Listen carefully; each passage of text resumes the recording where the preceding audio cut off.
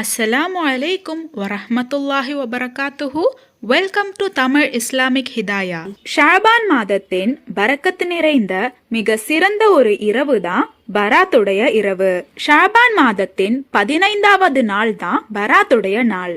பராத்துடைய இரவு பாவ மன்னிப்புக்கான ஒரு இரவா கருதப்படுது. இந்த இரவோட முக்கியத்துவம் என்னன்னா, நம்மளோட ஒரு வருடத்தின் காரியங்களை அல்லாஹு தஆலா கணக்கிட போற நாள் தான் பராத்துடைய இரவு.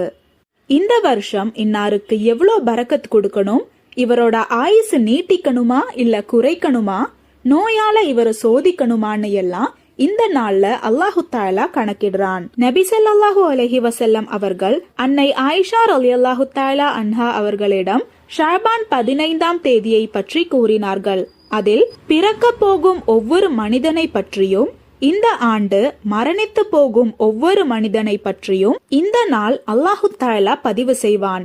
அதில் அவர்களின் செயல்கள் சொர்க்கத்திற்கு எடுத்து செல்லப்படுகின்றன. மேலும் அவர்களின் உணவு கீழே இறக்கப்படுகிறது. இந்த ஹதீஸ் இமாம் பைஹகி ரஹ்மத்துல்லாஹி அலைஹி அவர்கள் அவங்க கிதாபுல பதிவு செய்திருக்காங்க. அதே போல 5 இரவுகள்ல நம்ம கேட்கிற துவாக்களை அல்லாஹு தஆலா ஒருபோதும் கண்டு கொள்ளாம இருக்கவே மாட்டான். இந்த இரவுகள்ல நீங்க எவ்வளோ பெரிய துவா கேட்டாலும் அல்லாஹு தஆலா அதை உங்களுக்கு நடத்தி தருவான்.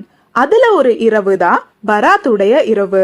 இந்த இரவு பாவ மன்னிப்புக்கான இரவுன்றதுனால அதிகப்படியான இஸ்திக்ஃபார்களை நீங்க ஓதணும். போன ஒரு வருடத்தின் அனைத்து பாவங்களையுமே அல்லாஹு தஆலா மன்னிக்க நீங்க மன்றாடி துவா கேட்கணும். அதே போல வர இருக்கிற ஒரு வருடத்துக்கு அல்லாஹு தஆலா உங்களுக்கு ஆயுசையும் ஆஃபியத்தையும் பரக்கத்தையும் அதிகரிக்க நாம துவா கேட்கணும். இந்த இரவுல நம்ம ஓத வேண்டிய சில பிரத்யேகமான ஆயத்துகளை பத்தியும், திக்கர்களை பத்தியும், சூறாக்களை பத்தியும் வர இருக்கிற வீடியோக்கள்ல நாம பார்க்கலாம். இன்ஷா அல்லாஹ் இந்த ஒரு இரவு நீங்க அதிகப்படியான துவாக்களை கேட்டு உங்க இம்மைக்காகவும் மறுமைக்காகவும் அதிகப்படியான துவாக்களை கேளுங்க. அல்லாஹு தஆலா நிச்சயமா அதை ஏற்றுக்கொள்வான். இந்த பதிவுல உங்களுக்கு ஏதாவது சந்தேகம் இருந்துச்சுன்னா கமெண்ட் பண்ணுங்க. நீங்க மரணித்த பிறகும் உங்களுக்கு நன்மை வந்து சேர்ந்து கொண்டே இருக்க இன்ஷா அல்லாஹ் இந்த ஒரு வீடியோவை ஜாரியான சதகாவா நினைச்சு உங்க நண்பர்களுக்கும் ஷேர் பண்ணுங்க. அல்லாஹு தஆலா நம் அனைவரின் வாழ்க்கையிலும் ஹைரும் பரக்கத்தும் தந்து அருள் புரிவானாக. ஆமீன்.